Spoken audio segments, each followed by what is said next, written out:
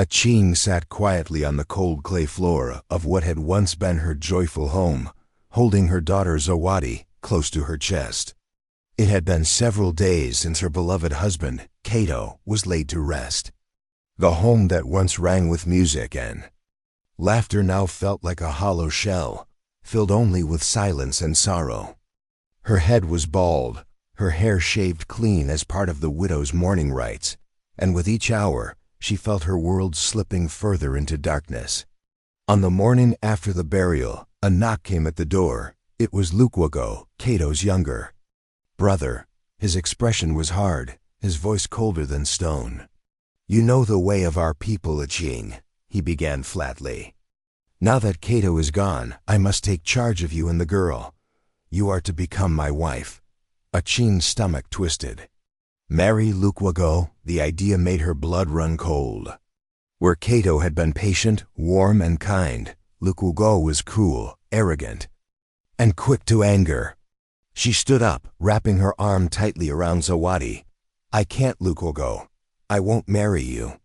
His face darkened, his eyes turning hard. "Then you have no place here," he growled. A chill passed through Achieng's bones. "But this is Cato's home. Zawadi was born here.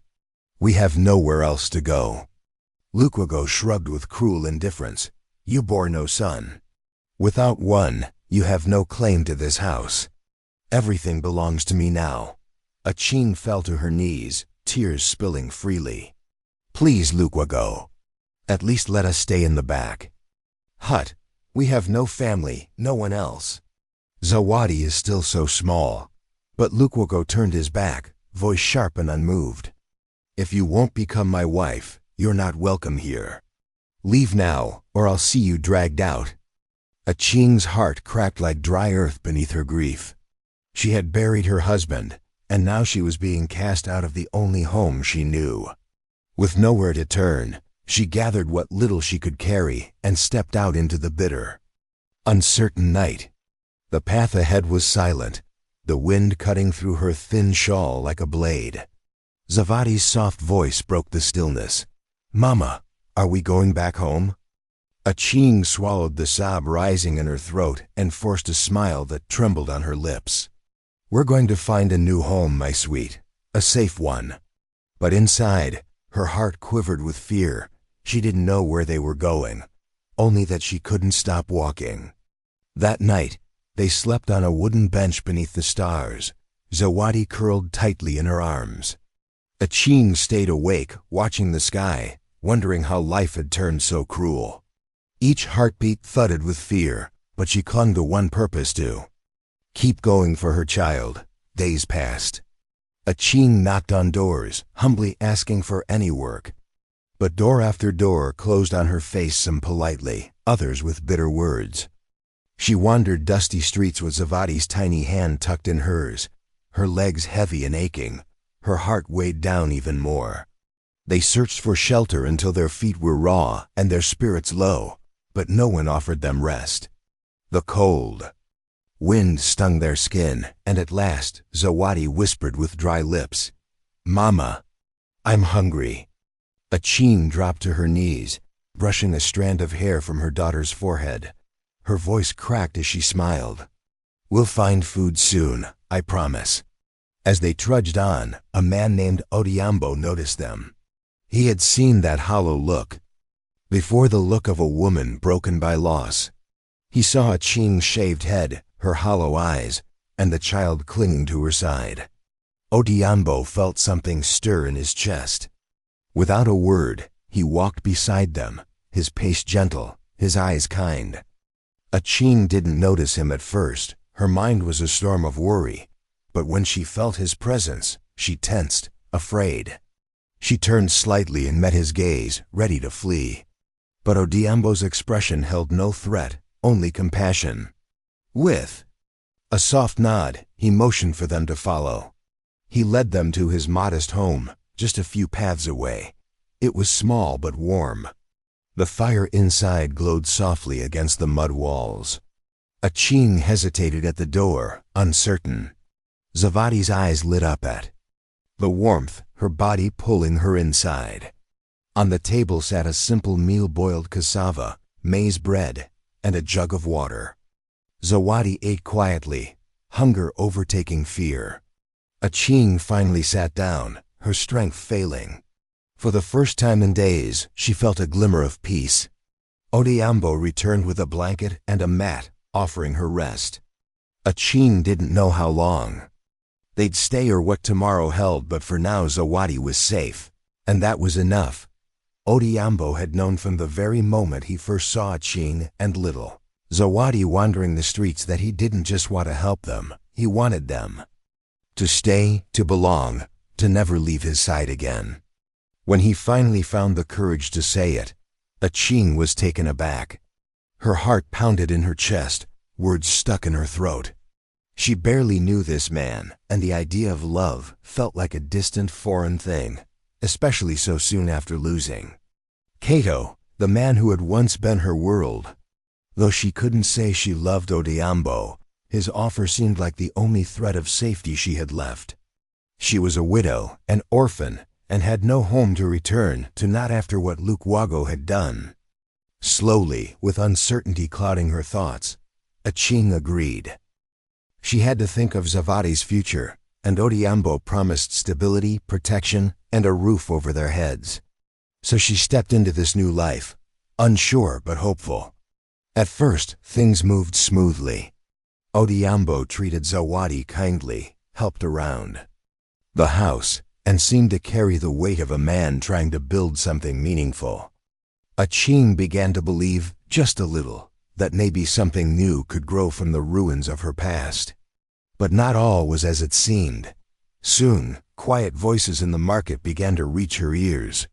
Neighbors whispered of seeing Odhiambo at taverns. Deep into the night, of him arriving at inns with women who weren't her. At first, Achieng refused to believe it. This was the same man who had welcomed her and Zawadi from the street, who gave them warmth and safety when they had none. She clung to hope until the signs became impossible to ignore. Odhiambo began coming home late, his breath tinged with palm wine, his clothes reeking of perfume that wasn't hers. Sometimes he wouldn't return until the rooster crowed. And when Achieng asked him where he had been, his answers were hollow, floating like smoke with no truth beneath them. Her chest ached with suspicion, but she still didn't want to believe he would betray her. She had started to care for him. He had saved them, hadn't he? One morning, when he stumbled in just as the sky turned pink, she finally confronted him. Her voice trembled, but she stood tall. He denied everything at first, but his eyes betrayed him. Then, suddenly, he crumbled. He begged her forgiveness, wept, and swore it would never happen again. He promised he loved her, that she was enough. By then, Achieng had given her heart to him. She didn't want to lose this fragile new life. So through tears she forgave him, hoping his promises were real. Time moved forward, but her heart carried a shadow. Achieng threw herself into her new business, selling millet, beans, and dried fish in the village market. She left early each day and returned after sunset. Her stall grew popular, and for the first time in months, she felt a piece of independence returning. While she labored under the sun, Odhiambo stayed home. He had lost his job and showed no effort to find another. At first, Achieng didn't worry. Zawadi was old enough to care for herself, and Odhiambo was still gentle toward her. But as weeks passed, Achieng noticed a shift in her daughter. Zawadi, once bright and full of giggles, now moved like a shadow. She spoke little, smiled less. When asked, she simply nodded, her voice small. Achieng blamed it on all the change, the loss of her father, the move, the new man in their lives. But deep within, something didn't feel right. What Achieng didn't know was that darkness had crept into her home. Odhiambo, the man she had trusted, was hurting her daughter in ways too painful to imagine. He warned Zawadi to stay silent, threatening that if she spoke, terrible things would happen. Zawadi, only 13 and scared, carried the weight of a secret too heavy for her tiny shoulders. Each morning as Achieng left, Zavadi's stomach churned, dreading the closing of the door. That was when Odhiambo changed. His eyes would turn cold, and Zawadi would shrink into herself. He whispered twisted threats and made her believe she had no choice. One day, her voice cracked as she asked him, barely audible, "Why are you doing this to me?" Odhiambo's answer was chilling. He blamed her mother, said Achieng was too tired, too distant, claimed he had stopped cheating, and Zawadi was now his choice. His words made her skin crawl. He tried to twist it, as if this cruelty was love. Zawadi hated him, hated everything he said. But the fear gripped her too tightly to speak. And so she stayed silent, while Achieng, watching from the outside, saw her daughter fading and didn't yet know why. Though Zawadi had carried her secret like a stone in her chest, she had also been quietly hoping for a way out. Lately, her mind was filled with thoughts of school. Her old friends now wore uniforms again, laughing, learning, dreaming of futures full of color. But Zawadi remained behind closed doors, with Odhiambo, chained to a silence that grew heavier by the day. Now that Achieng's small trade business had started doing well, Zawadi allowed herself to hope that maybe, just maybe, she could return to school and leave the darkness of her days behind. One quiet evening, after Achieng returned from the market, skin dusted with flour and sweat, Zawadi gathered all her courage. Her hands trembled as she asked softly, "Mama, now that things are better, could I go back to school?" Her voice trembled with yearning. She needed a way out, something that gave her a future, anything to rescue her from the pain she endured in silence. But Achieng only sighed. Her voice was weary, thin with exhaustion. "My child, the coins I bring home vanish quickly. Odhiambo still has no work. His aging parents need medicine, and I am the one who must send it." Zawadi's heart dropped. A hollow ache spread through her. How could her mother carry the burden of Odhiambo's family while her own daughter was being forgotten? She stared at Achieng, disbelief etched in her face. The storm within her, bottled up for too long, finally broke free. "Mama," she whispered, her voice shaking with pain, "why don't you leave him? Why are we still here suffering? You feed his family, carry him on your back, and for what? He does nothing. He drinks, disappears, embarrasses us. I hate him." Achieng's eyes flashed. She had never heard her daughter speak this way. All her stress, her long days, and sleepless nights twisted inside her, and in that sharp moment, she reacted. Her hand struck Zawadi's face, the slap ringing through the room like thunder. The silence that followed was heavier than stone. Zawadi's hand flew to her cheek, eyes wide with disbelief and pain. Hot tears spilled from her eyes as she fled to her room, heart pounding, her soul splintered. That slap wasn't just about the words, it was a sign of everything wrong in their world. How could her mother strike her? Defend the very man who was destroying them? That night, Zawadi lay staring at the ceiling, tears soaking her pillow. She begged the stars to carry her away, to free her from the prison she now lived in. Her world was crumbling, and all she felt was pain so deep it seemed endless. Odhiambo had stolen her peace, and now it felt like even her mother was slipping through her fingers. Why didn't Achieng see? Wasn't Zawadi enough for her? Wasn't her own daughter's happiness worth more than a man's family? Zawadi thought of the girls her age laughing outside classrooms, playing games under mango trees, talking about their dreams. And here she was, trapped, holding a secret so awful she could barely breathe. When the sun rose the next morning and Achieng left for the market, Odhiambo was already watching. He entered the living room with a dark expression, his footsteps heavy. Zawadi shrank into the corner of the mat, heart racing. Without a word, he grabbed her arm. His grip was bruising. "I heard you," he growled, "talking about me. You forget our little agreement?" His voice dripped with menace. He reminded her of his threats, If she ever spoke out again, he would carry them through. She felt the fear rise like a storm inside her. Then, in a blind rage, he hurt her again brutally, mercilessly. And when he was finished, he left her there broken, aching, curled up like a crushed flower. He walked away as if nothing had happened, laughing, tossing stolen money from Achieng's basket into the hands of drunkards at a roadside shack. He didn't care anymore, not even enough to hide it. Back in the quiet house, Zawadi lay alone, her body in pain, her heart hollow. She stared at the door, wishing someone, anyone, would come and take her far away. Just then, a knock broke. The silence, it was their nosy neighbor, Mama Azua, a woman who had a reputation for knowing things she wasn't meant to know. She stepped inside, her sharp eyes instantly catching the look on Zawadi's face. Something was wrong. "Child," she said, narrowing her gaze, "what happened?" Zawadi's lips trembled. Fear kept her chained. She couldn't speak the real truth. Instead, she muttered only part of it, that her mother had slapped her, that she had asked to go to school and been refused.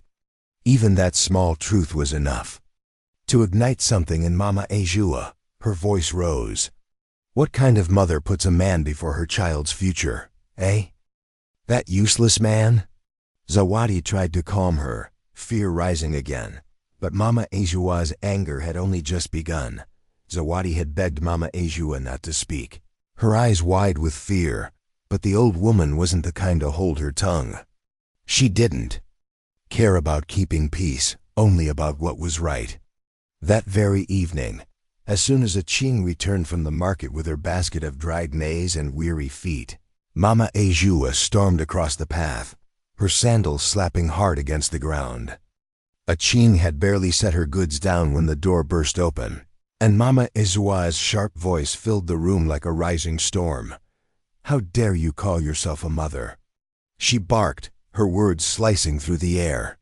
"You let that worthless man, that drunkard Odiambo, rule your life while your own daughter suffers under your roof. You put him above her education, her future above everything that matters." Achieng stood frozen, her eyes wide, mouth slightly open as the words slammed into her. But Mama Azua wasn't done. She kept going, louder now, like thunder that refused to fade. "You carry his family on your back, send money to his parents, feed him while your child lives like a prisoner." She accused Achieng of blindness, of selfishness, of shameful neglect. Zawadi stood silently in the corner, heart pounding, guilt swirling in her belly. She had pleaded with Mama Azua not to confront her mother, but it was too late. The storm had come, and nothing would stop it now. Tension filled the room like thick smoke. Achieng's face flushed red, her jaw tightened, fists clenched, but she said nothing. When Mama Azua finally turned and slammed the door behind her, silence fell, a silence so loud it seemed to hum. Slowly, Achieng turned to face her daughter. Her eyes were hard, blazing with fury. "You told her," she growled, stepping forward. "You went behind my back and poured our shame out for the whole village to hear." Her voice shook with rage. Before Zawadi could utter a single word, Achieng's hand flew again, striking her across the face harder this time. Zawadi stumbled, her cheek burning, tears welling up instantly. But her mother wasn't finished. In a wave of anger and humiliation, Achieng grabbed her by the arm and unleashed a barrage of blows, slaps, fists, all the rage she'd buried coming out in one horrible storm. Zawadi tried to shield herself, crying, pleading, but her mother's pain had turned into violence. When it was over, Achieng stood breathless, trembling, towering over her daughter who lay curled up on the floor, weeping softly. "Don't think you'll eat tonight," she snapped coldly. "You want to betray me? Then starve, maybe you'll learn your place." With that, she stormed out of the room, leaving Zawadi bruised and alone. The pain in her body was sharp, but nothing compared to the pain in her heart. She had hoped, even prayed, that her mother would see the truth. But now everything felt worse. Her stomach growled, but she dared not move toward the kitchen. She knew the punishment would continue. That house, once filled with warmth, now felt like a cage. Zawadi lay in silence, tears soaking her face, wondering how much longer she could live like this. She remembered the days when Achieng's hands had only held her gently, when smiles and songs had filled their home. Those memories felt like someone else's life now. Hours passed and the night grew heavier. Her body ached. Her thoughts circled like vultures. How could she escape? Every attempt to speak ended in pain, either from Odhiambo or her own mother. She prayed again, quietly, desperately, for something to change. Slowly, painfully, she sat up. Her limbs trembled. The house felt colder than ever. Later that night, Achieng returned to the room. Her anger had not faded. She looked down at her daughter with a stare that chilled the air. "I've had enough of you," she spat. "You think you can disrespect me, talk back to me in my house? If you hate it so much here, leave, go." Zawadi's heart stopped. Had her mother truly said that? She blinked, unsure if she'd heard. Right, but Achieng moved with fire. She grabbed Zawadi by the arm and dragged her toward the door. Before the girl could say a word, the door slammed behind her, shutting her out. Zawadi stood barefoot in the cool night, staring at the door that had just cast her away. She had no family left, no friends, no one. Except one name flickered in. Her heart, Mama Azua, the same woman who had raised her voice earlier, the only one who had seen her pain. With tears falling and steps heavy, Zawadi turned toward the only light left in her life. Every step Zawadi took toward Mama Azua's door felt heavier than the last, her limbs numb, her chest hollow. Her mother had cast her out, choosing Odhiambo and his broken life over her own daughter. With shaking hands and eyes blurred by tears, Zawadi knocked, praying she hadn't made a mistake. When the door creaked open and Mama Azua's sharp eyes met hers, they instantly softened. One look at the girl's tear-streaked face and hunched shoulders was enough. Without a word, Mama Azua pulled Zawadi into her arms, holding her tightly like a child she had been waiting for her whole life. She gently guided her to the old woven couch, sitting beside her as Zawadi finally let go. Her sobs spilled out like a dam breaking, every word trembling from her lips about the slap, the beating, how Achieng had thrown her out. She didn't speak of Odhiambo's darkest acts, not yet. But Mama Azua didn't need to hear everything to understand that something inside that house had long been broken. Her heart burned with a mother's anger and a woman's sorrow. "You'll stay here," she said firmly, wiping Zawadi's tears with the edge of her scarf. "I don't have much, but you'll be safe, you hear me? No one should treat you like that, not even your own blood." Zawadi could hardly believe it. Someone was offering her love without strings, without judgment. She nodded, tears falling still, but for the first time in a long while, they carried relief. Mama Azua, known for her sharp tongue, now showed a tenderness Zawadi had never seen. That night, she made up a bed in the spare room and cooked warm porridge with roasted groundnuts. It wasn't a feast, but to Zawadi, it was a blessing. Wrapped in a borrowed blanket, she listened to the quiet sounds of Mama Azua tidying in the Pudi kitchen and felt something new flicker in her heart hope. She didn't know what lay ahead, but she had escaped. The next day, Mama Azua wasted no time. She marched straight to the village school and enrolled Zawadi. She had no children of her own, but in this girl, she found someone to pour her heart into. Zawadi, though nervous after missing so much, was eager to learn. Mama Azua bought her books, uniforms, even polished her shoes with her own hands. Zawadi threw herself into her studies, finally free to dream. And as her life bloomed, so did Mama Azua's. Soon after Zawadi began school, she received an unexpected job offer, a well-paying role at a respected business center. She hadn't even applied, but the offer came like a door opened by fate. She often smiled to herself, convinced Zawadi had brought her luck. For the first time, she rented a small apartment in a better part of town, far from the dusty paths where Odhiambo and Achieng still lived. It was bright, with sunlight streaming through the windows and laughter echoing down the hallway. Zawadi could hardly recognize her life. Gone were the days of fear and hunger. Now she had books, peace, and even love. But while they rose, Achieng's life sank. Left behind with Odhiambo, who had grown crueler by the day, she began to see the truth. He drank more, cursed louder, and every time she returned late from the market, he hurled accusations. One evening, she barely placed her basket down when he grabbed her, shouting that she was unfaithful. He struck her. Achieng, stunned, realized too late she had chosen this pain. Still, she couldn't leave. The neighbors gossiped. She chose that man over her daughter, they whispered. Now look at her, suffering for it. Achieng heard them and knew they were right. But she felt trapped, just as Zawadi once had. 6 long years passed. Zawadi blossomed into a confident young woman, now in university. She had found love, found her voice, and found a mother in Mama Ejua. But the ghosts of the past still whispered. At night, one evening she sat down with Mama Ejua and finally told the full truth. Her voice trembled as she spoke of the unspeakable, how Odhiambo had forced himself on her, had threatened to kill her and Achieng if she ever told. Her body shook as the words left her lips, each one years in the making. She had held this torment in her heart for too long. And now at last she let it go.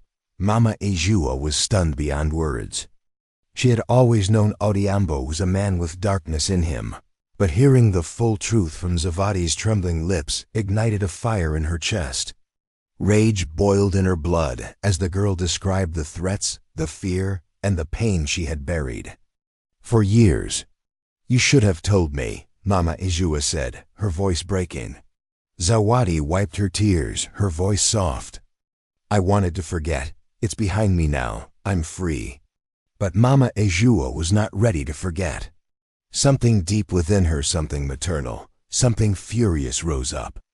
Before Zawadi could stop her, she picked up her phone and called Anne. Old friend, the district chief of police. She spared no detail, speaking every horror Zawadi had shared.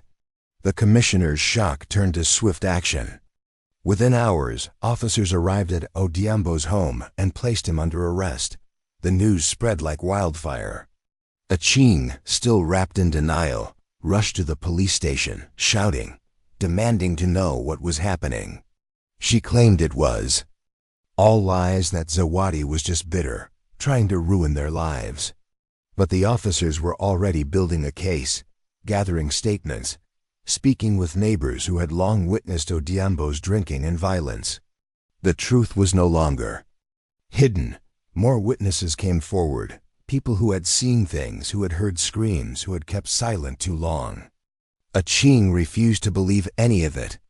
She emptied her savings on lawyers, visited Odhiambo daily, clinging to her fantasy of his innocence. But the courtroom was not kind. The judge listened, unmoved, to the testimonies, to the pain etched in Zawadi's voice, to the mountain of evidence. After weeks of trial, Odhiambo was found guilty on all charges and sentenced to 20 years behind bars. At last, justice had been served. Achieng was devastated.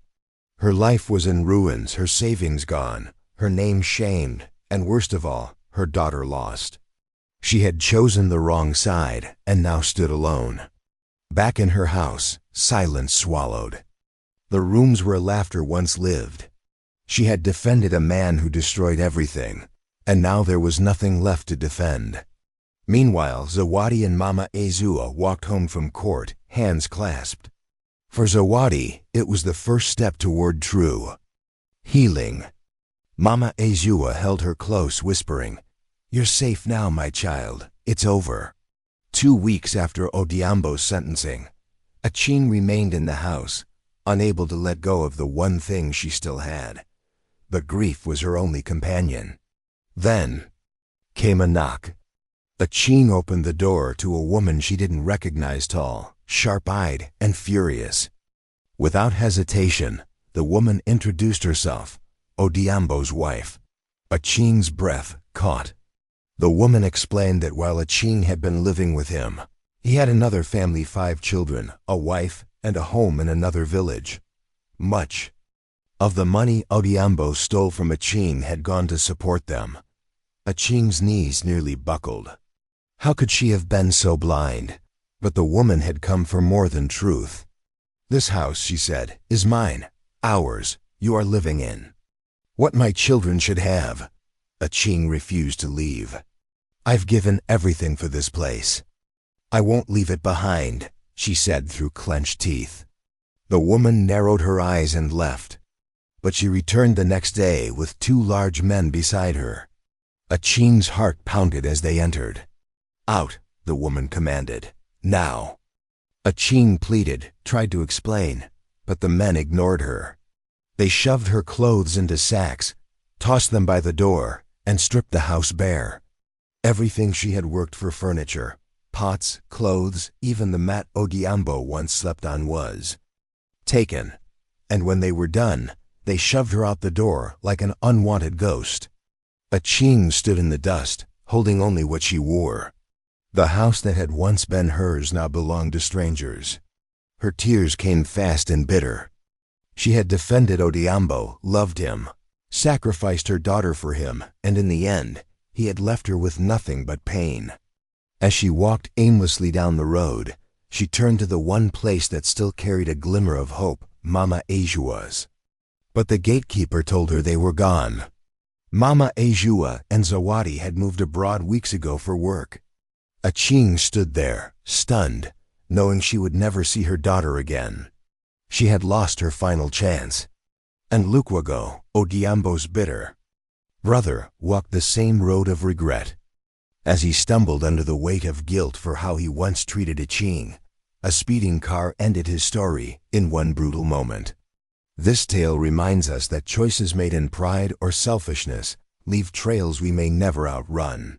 Love, respect, and truth must come before regret, for sometimes regret arrives too late to undo the damage it leaves behind.